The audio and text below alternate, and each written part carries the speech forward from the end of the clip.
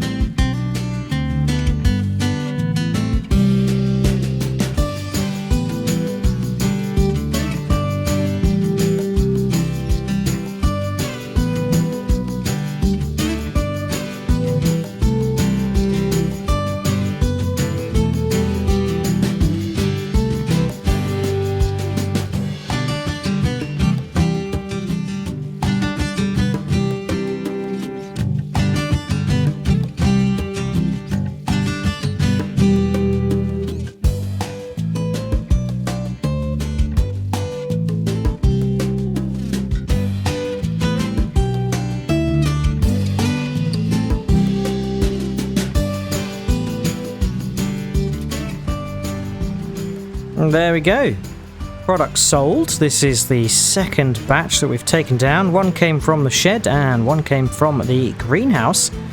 And it's good news because we have increased our account balance up to 81,000 now. I think it was just under or around 75 or something, but it's just crossed over to 10 o'clock, so that means the latest wood goods have sold. And now that we've done a batch of fruit and veg to the farmers market, we do set the greenhouse to sell automatically. That tends to be the approach that Nordic and I take. We do a delivery for the first go, and then to free up a bit of time and a bit of productivity, we set the production to distribute and sell on its own, as otherwise we'd spend the majority of the time doing deliveries. But there we go. The bank account is looking really, really good, and it's probably going to look even better after we've got a BGA up and running and churning through the silage. So that is going to be the next aim. We've elected a spot that's just just outside the entrance to Creekside.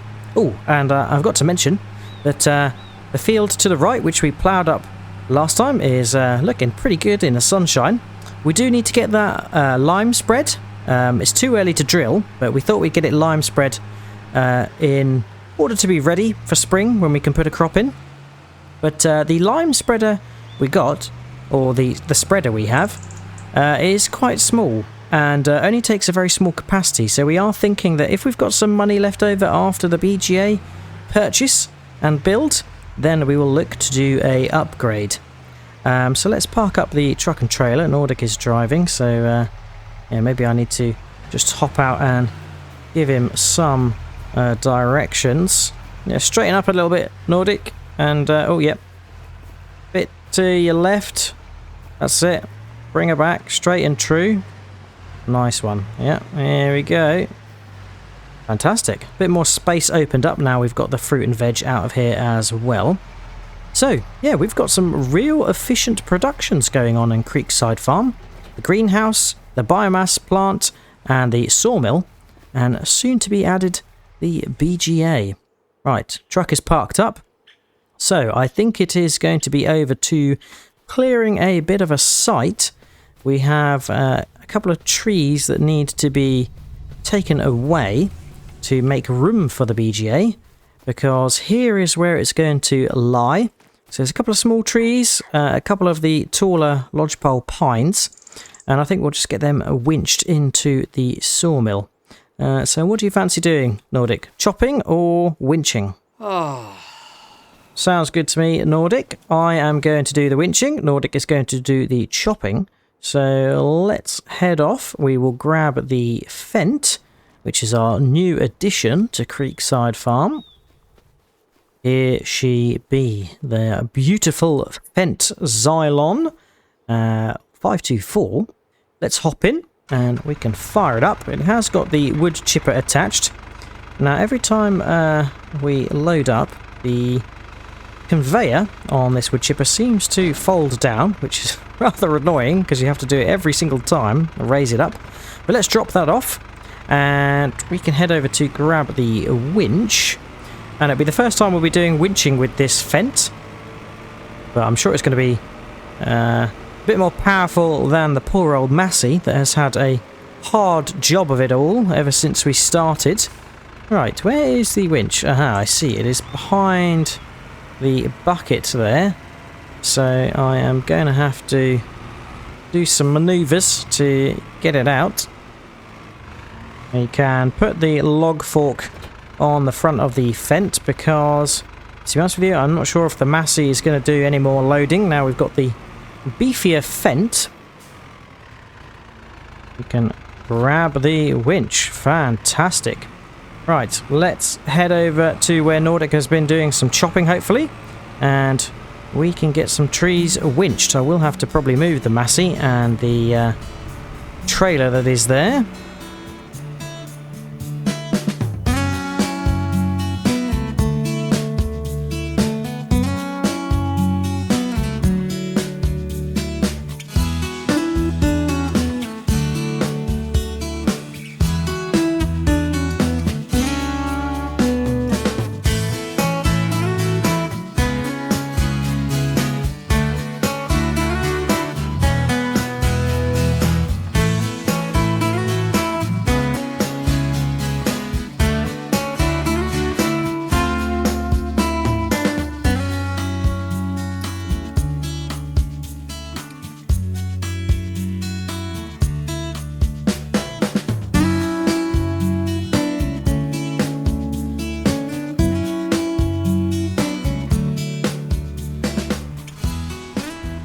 And there we go. Last little tree dropped off there.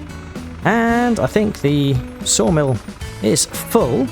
This little spindly tree will need to get loaded in there at some point. But we have cleared the site down. So that's looking pretty good. I think we can probably just pull up here, shut it down. We will need the Fent later on to do some forage wagoning, because that's Nordic and I's plan to get the silage into the BGA. But yeah, I guess we better crack on and build it.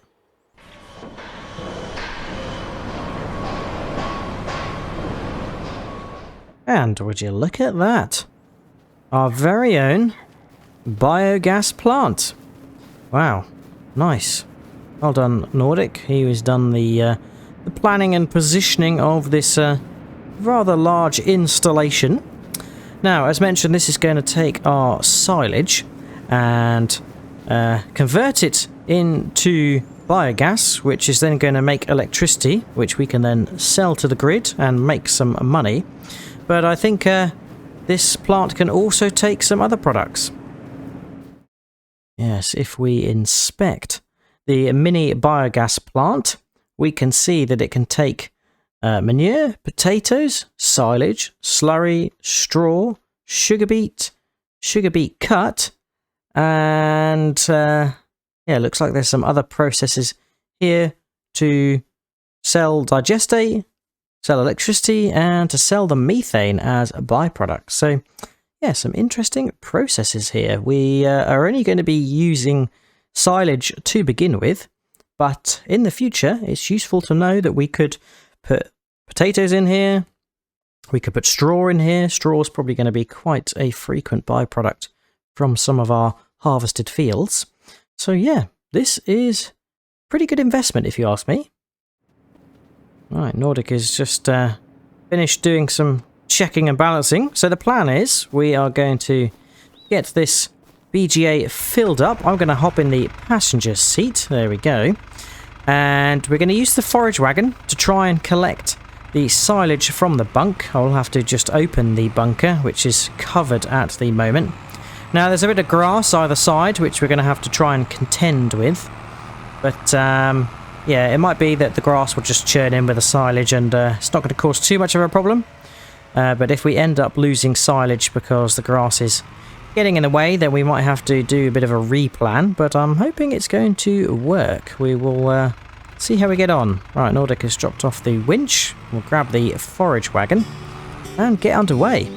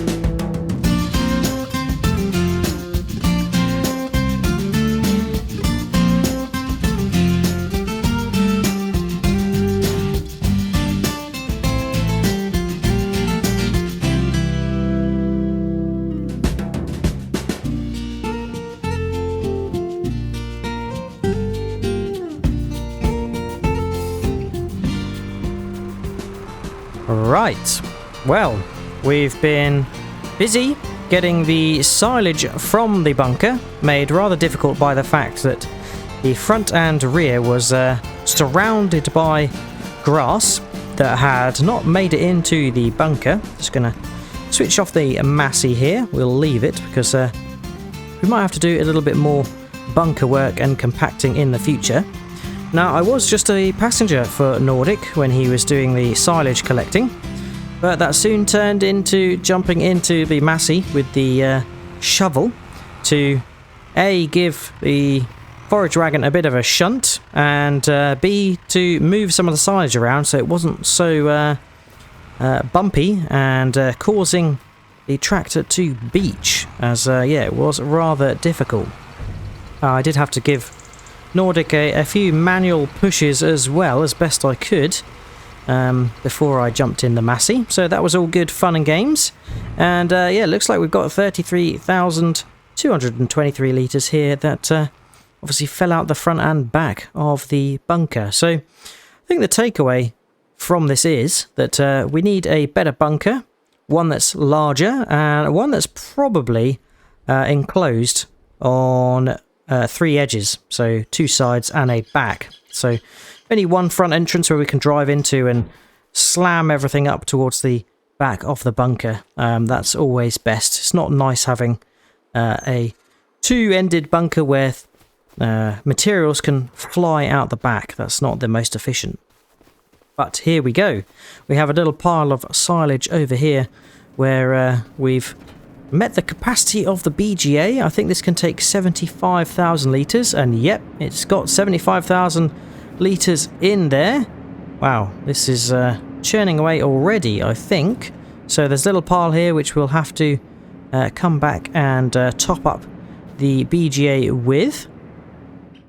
There we go, 75,000 litres, 100% full. So I think what we can do is activate this.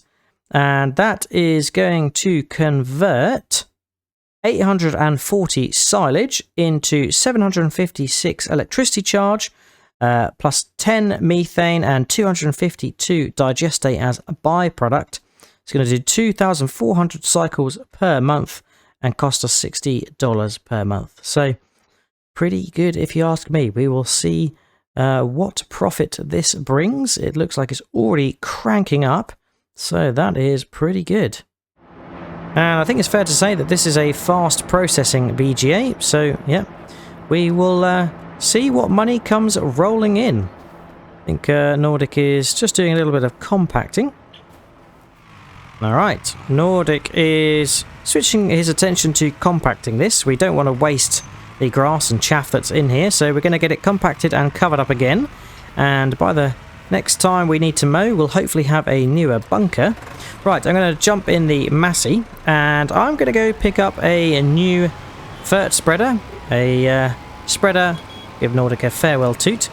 A new spreader that is going to work much better for covering the distance that we need it to on some of the new fields. So we can drop off the front loader and the rear weight, and we'll grab the old spreader, which is conveniently parked behind the 2 ploughs. I've managed to squeeze in without having to move the ploughs. That is very handy.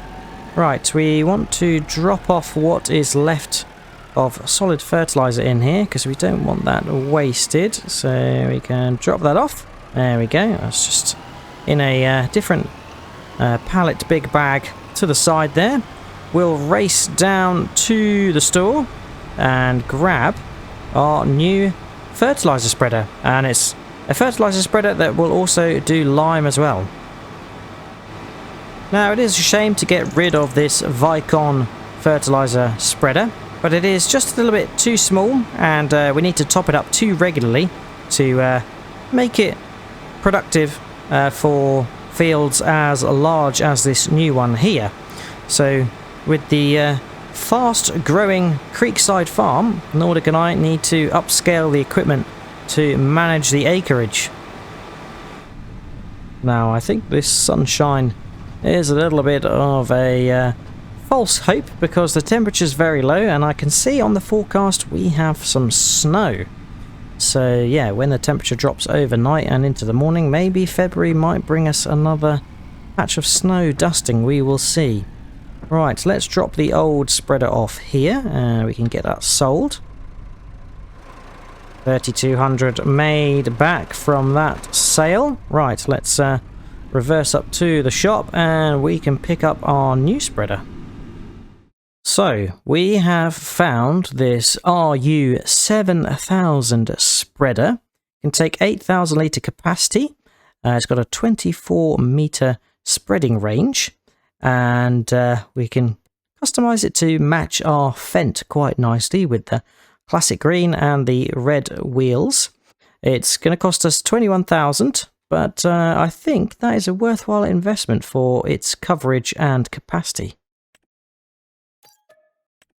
Now we're going to need 4 bags of lime to fill this beast, but lime's pretty cheap, so 1,800. Here it is, 8 tons apparently, and it's got a handy cover. This is the spreading apparatus at the back, and it looks like it has some sort of conveyor and chains that drag the material towards the back and drops it over the spinning discs, which then does the spreading. Right, let's hitch up and we can get the lime loaded in.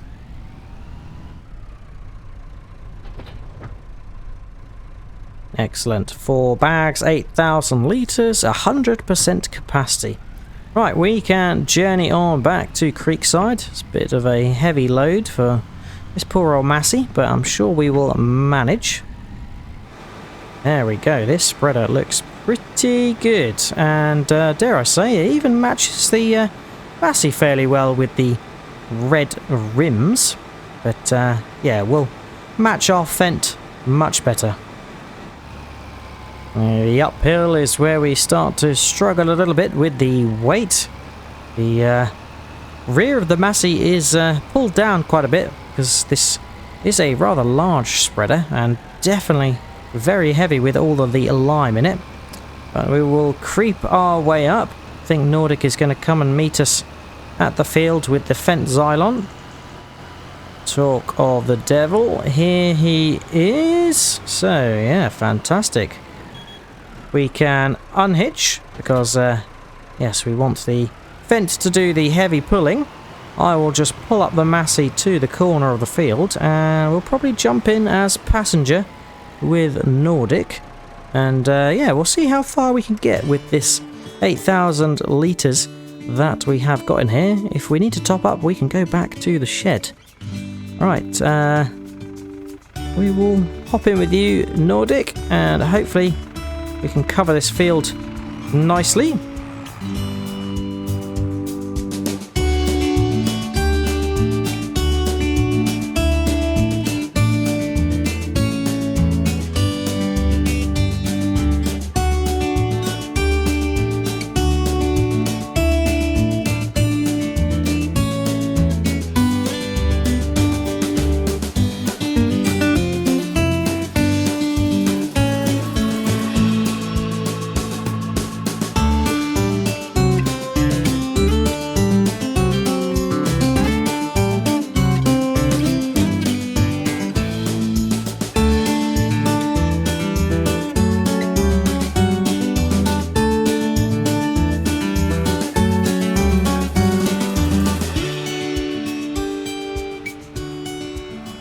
Spreader off, and that has worked out pretty well. 8% left, 699 litres.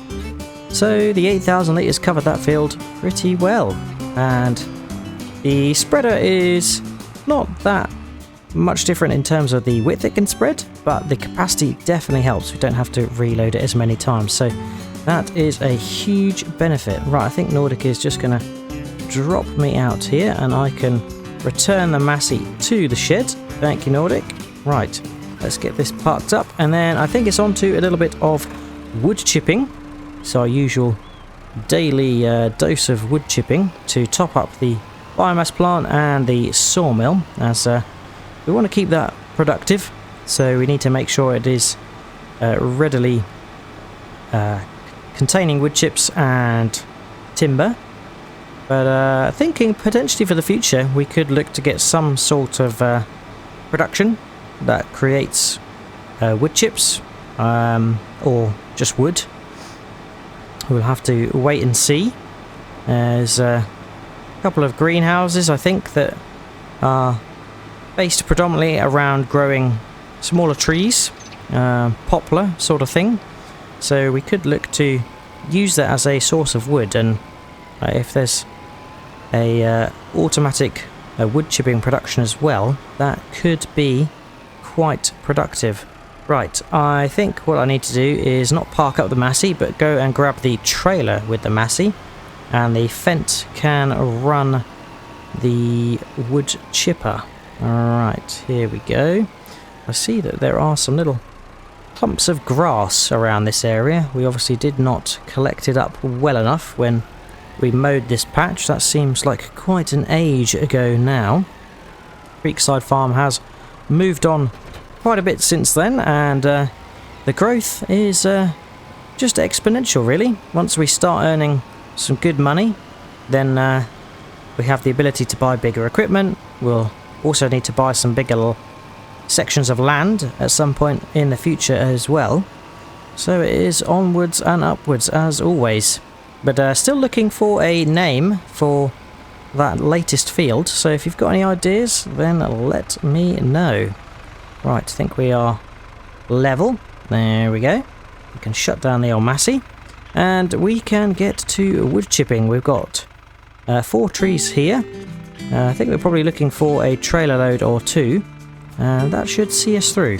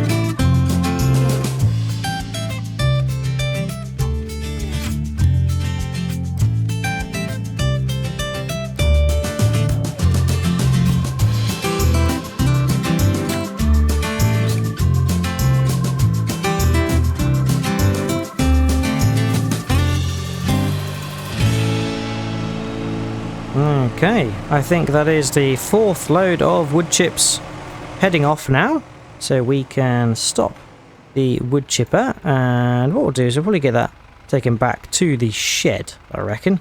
There is one tree that is just left over there, one log rather. We'll come back and collect that another time.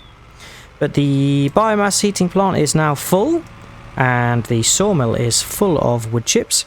So that is pretty good. We've need to keep those topped up for the regular income, and you'll see that we've passed 2 o'clock and the profits have gone up to 54,000, or the bank account has gone up to 54,000, I should say. So yeah, we are sitting pretty on a nice amount of income coming in, thanks to our BGA, thanks to the biomass, and thanks to our sawmill, which is selling goods whenever they are readily available. So that is pretty good.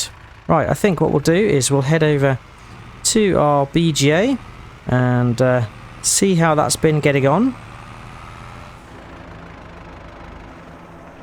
There we go.